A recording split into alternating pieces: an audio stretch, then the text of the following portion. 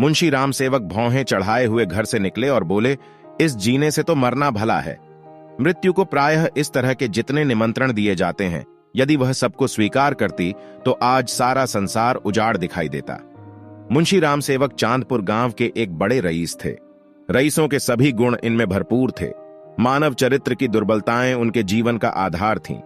वह नित्य मुंसिफी कचहरी के हाथे में एक नियम के पेड़ के नीचे कागजों का बस्ता खोल एक टूटी सी चौकी पर बैठे दिखाई देते थे।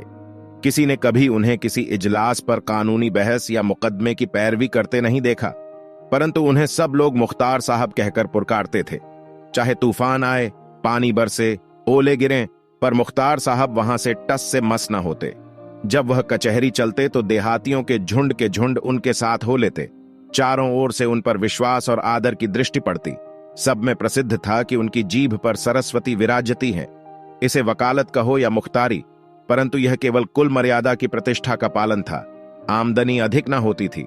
चांदी के सिक्कों की तो चर्चा ही क्या, कभी कभी तांबे के सिक्के भी निर्भय उनके पास आने से हिचकते थे।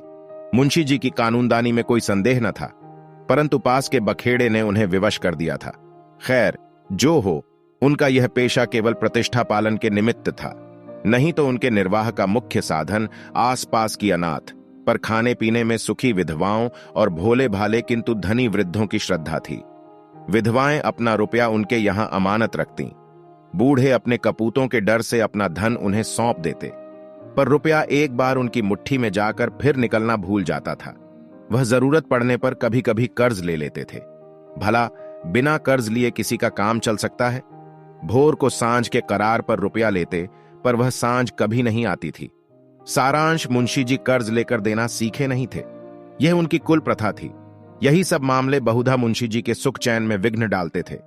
कानून और अदालत से तो उन्हें कोई डर न था। इस मैदान में उसका सामना करना पानी में मगर से लड़ना था। परंतु जब कोई दुष्ट उनसे भिड़ जाता, उनकी ईमानदारी पर संदेह करता और उनके मुंह पर बुरा भला कहने पर उतारू हो जाता, तब मुंशी जी के हृदय पर बड़ी चोट लगती। इस प्रकार की दुर्घटनाएं प्रायः होती थीं। हर जगह ऐसे ओछे लोग रहते हैं जिन्हें दूसरों को नीचा दिखाने में ही आनंद आता है। ऐसे लोगों का सहारा पाकर कभी कभी छोटे आदमी मुंशी जी के मुंह लग जाते थे। नहीं तो एक कुंजड़िन की इतनी मजाल नहीं थी कि आंगन में जाकर उन्हें बुरा भला कहे। मुंशी जी उसके पुराने गाहक थे। बरसों तक उससे साग भाजी ली थी। यदि दाम न दिया जाए तो कुंजड़िन को संतोष करना चाहिए था। दाम जल्दी या देर से मिल ही जाते, परंतु वह मुंहफत कुंजड़िन 2 ही बरसों में घबरा गई और उसने कुछ आने पैसों के लिए एक प्रतिष्ठित आदमी का पानी उतार लिया। झुंझलाकर मुंशी जी अपने को मृत्यु का कलेवा बनाने पर उतारू हो गए, तो इसमें उनका कुछ दोष न था। इसी गांव में मूंगा नाम की एक विधवा ब्राह्मणी रहती थी। उसका पति ब्रह्मा की काली पलटन में हवलदार था और लड़ाई में वहीं मारा गया। सरकार की ओर से उसके अच्छे कामों के बदले मूंगा को 500 रुपये मिले थे। विधवा स्त्री, जमाना नाजुक था। बेचारी ने सब रुपये मुंशी राम सेवक को सौंप दिए और महीने महीने थोड़ा थोड़ा उसमें से मांगकर अपना निर्वाह करती रही। मुंशी जी ने यह कर्तव्य कई वर्ष तक तो बड़ी ईमानदारी के साथ पूरा किया, पर जब बूढ़ होने पर भी मूंगा नहीं मरी और मुंशी जी को यह चिंता हुई कि शायद उसमें से आधी रकम भी स्वर्ग यात्रा के लिए नहीं छोड़ना चाहती, तो एक दिन उन्होंने कहा, मूंगा, तुम्हें मरना है या नहीं? साफ साफ कह दो कि मैं अपने मरने की फिक्र करूं। उस दिन मूंगा की आंखें खुली, उसकी नींद टूटी। बोली, मेरा हिसाब कर दो। हिसाब का चिट्ठा तैयार था। अमानत में अब एक कौड़ी बाकी न थी। मूंगा ने बड़ी कड़ाई से मुंशी जी का हाथ पकड़कर कहा, अभी मेरे 250 रुपये तुमने दबा रखे हैं, मैं एक कौड़ी भी न छोड़ूंगी। परंतु अनाथों का क्रोध पटाखे की आवाज है, जिससे बच्चे डर जाते हैं और असर कुछ नहीं होता। अदालत में उसका कुछ जोर न था। न लिखा पढ़ी थी, न हिसाब किताब। हां, पंचायत से कुछ आसरा था। पंचायत बैठी, कई गांव के लोग इकट्ठे हुए। मुंशी जी नियत और मामले के साफ थे, उन्हें पंचों का क्या डर। सभा में खड़े होकर पंचों से कहा, भाइयों, आप लोग सत्यनारायण और कुलीन हैं। मैं आप सब साहबों का दास हूं। आप सब साहबों की उदारता और कृपा से, दया और प्रेम से मेरा रोम रोम कृतज्ञ है, और आप लोग सोचते हैं कि इस अनाथिनी और विधवा स्त्री के रुपए हड़प कर गया हूं। पंचों ने एक स्वर से कहा, नहीं नहीं, आपसे ऐसा नहीं हो सकता। राम सेवक, यदि आप सब सज्जनों का विचार हो कि मैंने रुपये दबा लिए, तो मेरे लिए डूब मरने के सिवा और कोई उपाय नहीं। मैं धनाढ्य नहीं हूं, न मुझे उदार होने का घमंड है, पर अपनी कलम की कृपा से आप लोगों की कृपा से किसी का मोहताज नहीं हूं। क्या मैं ऐसा ओछा हो जाऊंगा कि एक अनाथिनी के रुपए पचा लूं? पंचों ने एक स्वर से फिर कहा, नहीं नहीं, आपसे ऐसा नहीं हो सकता। मुंह देखकर टीका काढ़ा जाता है। पंचों ने मुंशी जी को छोड़ दिया। पंचायत उठ गई। मूंगा ने आह भरकर संतोष किया और मन में कहा, अच्छा अच्छा, यहां ना मिला तो ना सही, वहां कहां जाएगा। अब कोई मूंगा का दुख सुनने वाला और सहायक न था। दरिद्रता से जो कुछ दुख भोगने पड़ते हैं वह सब उसे झेलने पड़े। वह शरीर से पुष्ट थी, चाहती तो परिश्रम कर सकती थी, पर जिस दिन पंचायत पूरी हुई उसी दिन उसने काम न करने की कसम खा ली। अब उसे रात दिन रुपयों की रट लगी रहती। उठते बैठते, सोते जागते उसे केवल एक काम था, और वह मुंशी राम सेवक का भला मनाना। अपने झोपड़े के दरवाजे पर बैठी हुई वह रात दिन उन्हें सच्चे मन से असीसा करती। बहुधा अपने असीस के वाक्यों में ऐसे कविता के वाक्य और उपमाओं का व्यवहार करती कि लोग सुनकर अचंभे में आ जाते। धीरे धीरे मूंगा पगली हो चली।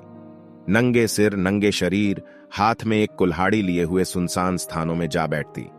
झोपड़ी के बदले अब वह मरघट पर नदी के किनारे खंडहरों में घूमती दिखाई देती। बिखरी हुई लटें, लाल लाल आंखें, पागलों सा चेहरा, सूखे हुए हाथ पांव, उसका यह स्वरूप देखकर लोग डर जाते थे। अब कोई उसे हंसी में भी नहीं छेड़ता। यदि वह कभी गांव में निकल आती तो स्त्रियां घरों के किवाड़ बंद कर लेती। पुरुष कतराकर इधर उधर से निकल जाते और बच्चे चीख मारकर भागते।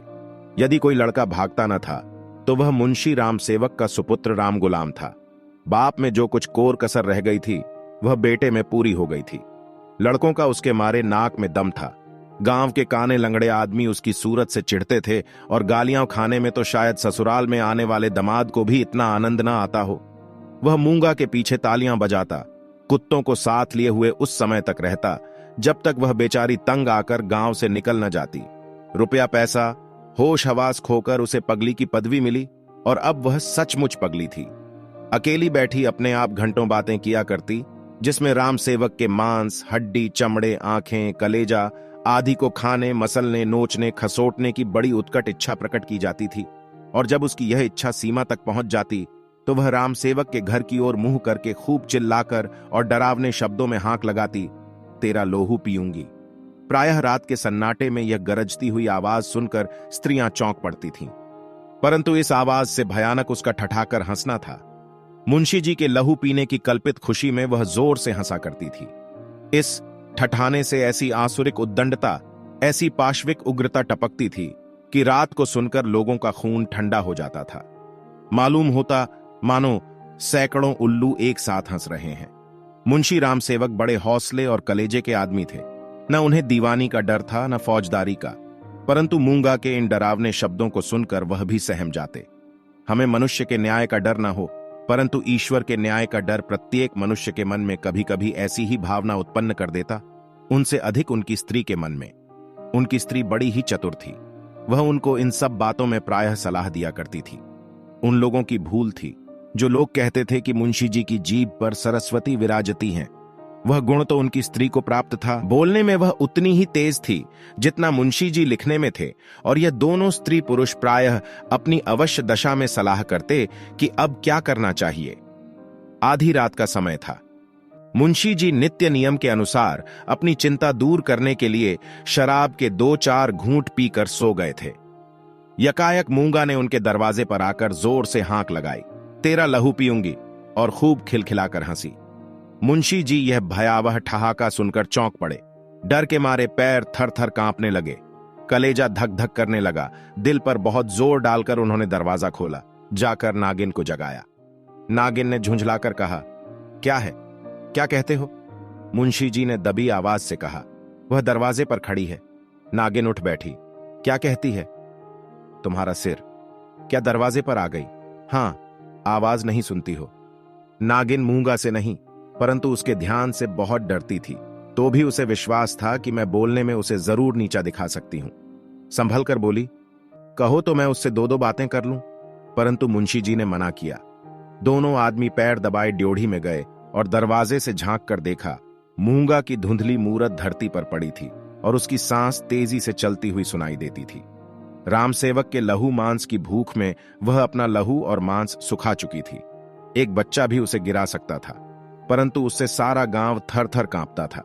हम जीते मनुष्य से नहीं डरते, पर मुर्दे से डरते हैं।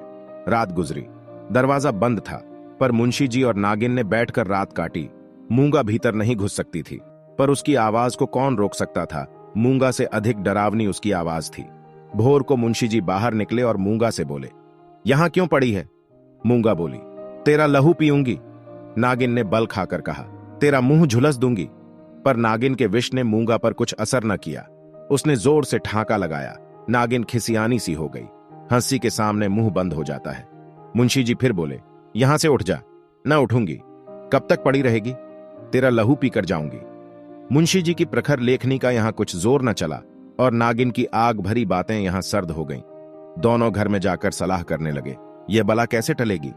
इस आपत्ति से कैसे छुटकारा होगा? देवी आती है तो बकरे का खून पीकर चली जाती है, पर यह डाइन मनुष्य का खून पीने आई है। वह खून जिसका अगर एक बूंद भी कलम बनाने के समय निकल पड़ती थी तो अठवारों और महीनों सारे कुनबे को अफसोस रहता और यह घटना गांव में घर घर फैल जाती। क्या वही लहू पीकर मूंगा का सूखा शरीर हरा हो जाएगा? गांव में यह चर्चा फैल गई। मूंगा मुंशी जी के दरवाजे पर धरना दिए बैठी है। मुंशी जी के आगमन में गांव वालों को बड़ा मजा आता था। देखते देखते सैकड़ों आदमियों की भीड़ लग गई। इस दरवाजे पर कभी कभी भीड़ लगी रहती थी। यह भीड़ राम गुलाम को पसंद न थी। मूंगा पर उसे ऐसा क्रोध आ रहा था कि यदि उसका वश चलता तो वह इसे कुएं में ढकेल देता। इस तरह का विचार उठते ही राम गुलाम के मन में गुदगुदी समा गई और वह बड़ी कठिनता से अपनी हंसी रोक सका। आहा, वह कुएं में गिरती तो क्या मजे की बात होती, परंतु यह चुड़ैल यहां से टलती ही नहीं, क्या करूं? मुंशी जी के घर में एक गाय थी जिसे खाली दाना और भूसा तो खूब खिलाया जाता, पर वह सब उसकी हड्डियों में मिल जाता।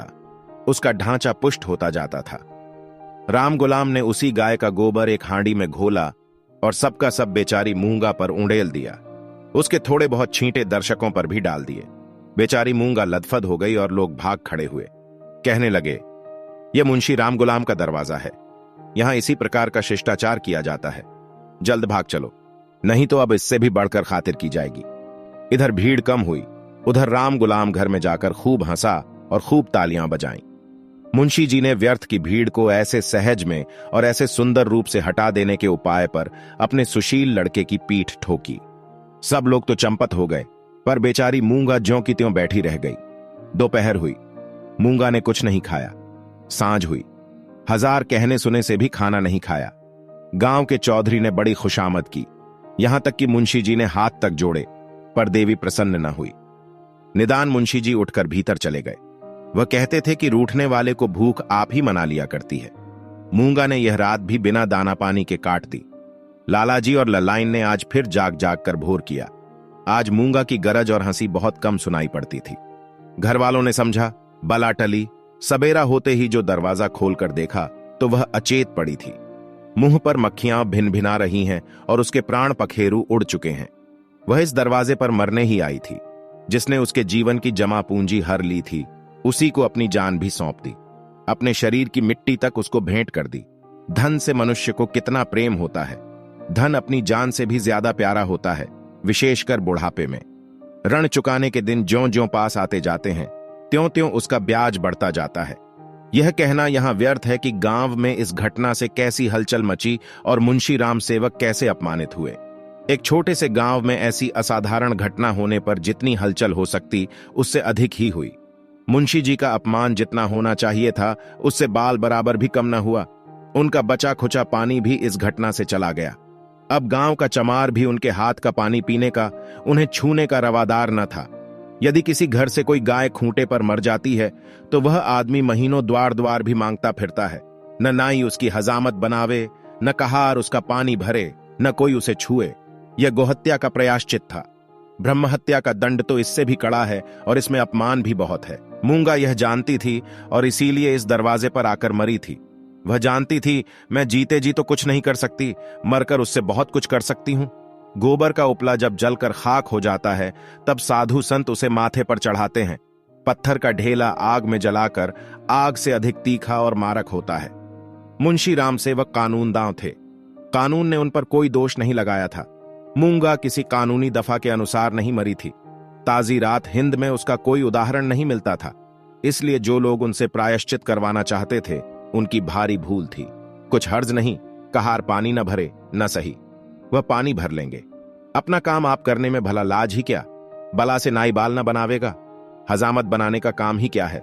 दाढ़ी बहुत सुंदर वस्तु है। दाढ़ी मर्द की शोभा और सिंगार है, और जो फिर बालों से ऐसी घिन होगी तो एक एक आने में तो अस्तूरे मिलते हैं। धोबी कपड़े ना धोएगा, इसकी भी कुछ परवाह नहीं। साबुन तो गली गली कौड़ियों के मोल आता है। एक बट्टी साबुन में दर्जनों कपड़े ऐसे साफ हो जाते हैं जैसे बगुले के पर। धोबी क्या खाकर ऐसा साफ कपड़ा धोएगा? पत्थर पर पटक पटकर कपड़ों का लत्ता निकाल लेता है। आप पहने, दूसरों को भाड़े पर पहनाए, भट्टी में चढ़ाए, रेह में भिगोए, कपड़ों की तो दुर्गति कर डालता है। जब ही तो कुर्ते 2-3 साल से अधिक नहीं चलते, नहीं तो दादा हर 5वें बरस 2-3 अचकन और 2 कुर्ते बनवाया करते थे। मुंशी राम सेवक और उनकी स्त्री ने दिन भर तो यूं ही कहकर अपने मन को समझाया। सांझ होते ही उनकी तर्कनाएं शिथिल हो गईं। अब उनके मन पर भय ने चढ़ाई की। जैसे तैसे रात बीतती थी, भय भी बढ़ता जाता था। बाहर का दरवाजा भूल से खुला रह गया था, पर किसी की हिम्मत न पड़ती थी कि जाकर बंद तो कर आए। निदान नागिन ने हाथ में दिया लिया, मुंशी जी ने कुल्हाड़ा, राम गुलाम ने गंडासा। इस ढंग से तीनों आदमी चौंकते हिचकते दरवाजे पर आए। यहां मुंशी जी ने बहादुरी से काम लिया। उन्होंने निधड़क दरवाजे से बाहर निकलने की कोशिश की। कांपते हुए पर ऊंची आवाज में नागिन से बोले, तुम व्यर्थ डरती हो, वह क्या यहां बैठी है? पर उनकी प्यारी नागिन ने उन्हें अंदर खींच लिया और झुंझलाकर बोली, तुम्हारा यही लड़कपन तो अच्छा नहीं। यह दंगल जीतकर तीनों आदमी रसोई के कमरे में आए और खाना पकने लगा, परंतु मूंगा उनकी आंखों में घुसी हुई थी। अपनी परछाई को देखकर मूंगा का भय होता था। अंधेरे कोने में मूंगा बैठी मालूम होती थी। वही हड्डियों का ढांचा, वही बिखरे हुए बाल, वही पागलपन, वही डरावनी आंख मूंगा का नक्शिक दिखाई देता था। इसी कोठरी में आटे दाल के कई मटके रखे हुए थे। वहां कुछ पुराने चिथड़े भी पड़े हुए थे। एक चूहे को भूख ने बेचैन किया। मटकों ने कभी अनाज की सूरत न देखी थी, पर सारे गांव में मशहूर था कि इस घर के चूहे गजब के डाकू हैं। तो वह उन दानों की खोज में, जो मटकों से कभी नहीं गिरे थे, रेंगता हुआ इस चिथड़े के नीचे आ निकला। कपड़े में खड़खड़ाहट हुई। फैले हुए चिथड़े मूंगा की पतली टांगे बन गईं। नागिन देखकर झिझकी और चीख उठी। मुंशी जी बदहवास होकर दरवाजे की ओर लपके। राम गुलाम दौड़कर उनकी टांगे से लिपट गया। चूहा बाहर निकल आया। उसे देखकर इन लोगों के होश ठिकाने हुए। अब मुंशी जी साहस करके मटके की ओर चले। नागिन ने कहा, रहने भी दो, देख ली तुम्हारी मर्दानगी। मुंशी जी अपनी प्रिया नागिन के इस अनादर पर बहुत बिगड़े। क्या तुम समझती हो मैं डर गया? भला डर की क्या बात थी? मूंगा मर गई, क्या वह बैठी है? मैं कल नहीं दरवाजे के बाहर निकल गया था, तुम रोकती रही, मैं ना माना। मुंशी जी की इस दलील ने नागिन को निरुत्तर कर दिया। कल दरवाजे के बाहर निकल जाना या निकलने की कोशिश करना साधारण काम न था। जिसके साहस का ऐसा प्रमाण मिल चुका हो, उसे डरपोक कौन कह सकता है? यह नागिन की हठधर्मी थी। खाना खाकर तीनों आदमी सोने के कमरे में आए, परंतु मूंगा ने यहां भी पीछा न छोड़ा। बातें करते थे, दिल को बहलाते थे। नागिन ने राजा हरदौल और रानी सारंधा की कहानियां कहीं। मुंशी जी ने फौजदारी के कई मुकदमों का हाल कह सुनाया, परंतु तो भी इन उपायों से भी मूंगा की मूर्ति उनकी आंखों के सामने से न हटती थी। जरा खटखटाहट होती तब तीनों चौंक पड़ते। उधर पत्तियों में सनसनाहट हुई कि इधर तीनों के रोंगटे खड़े हो गए। रह हकर एक धीमी आवाज धरती के भीतर से उनके कानों में आती थी, तेरा लहू पीऊंगी। आधी रात को नागिन नींद से चौंक पड़ी। वह इन दिनों गर्भवती थी। लाल लाल आंखों वाली, तेज और नुकीले दांतों वाली मूंगा उसी की छाती पर बैठी हुई जान पड़ती थी। नागिन चीख उठी, बावली की तरह आंगन में भाग आई और यकायक धरती पर चित्त गिर पड़ी। सारा शरीर पसीने पसीने हो गया। मुंशी जी भी उसकी चीख सुनकर चौंके, पर डर के मारे आंखें न खुलीं। अंधों की तरह दरवाजा टटोलते रहे। बहुत देर के बाद उन्हें दरवाजा मिला। आंगन में आए नागिन जमीन पर पड़ी हाथ पांव पटक रही थी। उसे उठाकर भीतर लाए, पर रात भर उसने आंखें न खोली। भोर को अकबक बकने लगी। थोड़ी देर में ज्वर हो आया, बदन लाल तवा सा हो गया। सांझ होते होते सन्निपात हो आया, और आधी रात के समय जब संसार में सन्नाटा छाया हुआ था, नागिन इस संसार से चल बसी। मूंगा के डर ने उसकी जान ली। जब तक मूंगा जीती रही, वह नागिन की फुफकार से सदा डरती रही। पगली होने पर भी उसने कभी नागिन का सामना नहीं किया, पर अपनी जान देकर उसने आज नागिन की जान ली। भय में बड़ी शक्ति है। मनुष्य हवा में एक गिरह भी नहीं लगा सकता, पर इसने हवा में एक संसार रच डाला है। रात बीत गई, दिन चढ़ता आता था, पर गांव का कोई आदमी नागिन की लाश उठाने को आता न दिखाई दिया। मुंशी जी घर घर घूमे पर कोई न निकला। भला हत्यारे के दरवाजे पर कौन जाए, हत्यारे की लाश कौन उठाए? इस समय मुंशी जी का रोबदाब, उनकी प्रबल लेखनी का भय और उनकी कानूनी प्रतिभा एक भी काम न आई। चारों ओर से हार कर मुंशी जी फिर अपने घर आए। यहां उन्हें अंधकार ही अंधकार दिखता था। दरवाजे तक तो आए, पर भीतर पैर नहीं रखा जाता था। न बाहर ही खड़े रह सकते थे। बाहर मूंगा थी, भीतर नागिन। जी को कड़ा करके हनुमान चालीसा का पाठ करते हुए घर में घुसे। उस समय उनके मन पर जो बीतती थी वही जानते थे। उनका अनुमान करना कठिन है। घर में लाश पड़ी हुई, न कोई आगे न पीछे। दूसरा ब्याह तो हो सकता था। अभी इसी फागुन में तो 50वां लगा है, पर ऐसी सुयोग्य और मीठी बोली वाली स्त्री कहां मिलेगी? अफसोस, अब तगादा करने वालों से बहस कौन करेगा? कौन उन्हें निरुत्तर करेगा? लेन देन का हिसाब किताब कौन इतनी खूबी से करेगा? किसकी कड़ी आवाज तीर की तरह तगादेदारों की छाती में चुभेगी? यह नुकसान अब पूरा नहीं हो सकता। दूसरे दिन मुंशी जी लाश को एक ठेले गाड़ी पर लादकर गंगा जी की तरफ चले। शव के साथ जाने वालों की संख्या कुछ भी न थी।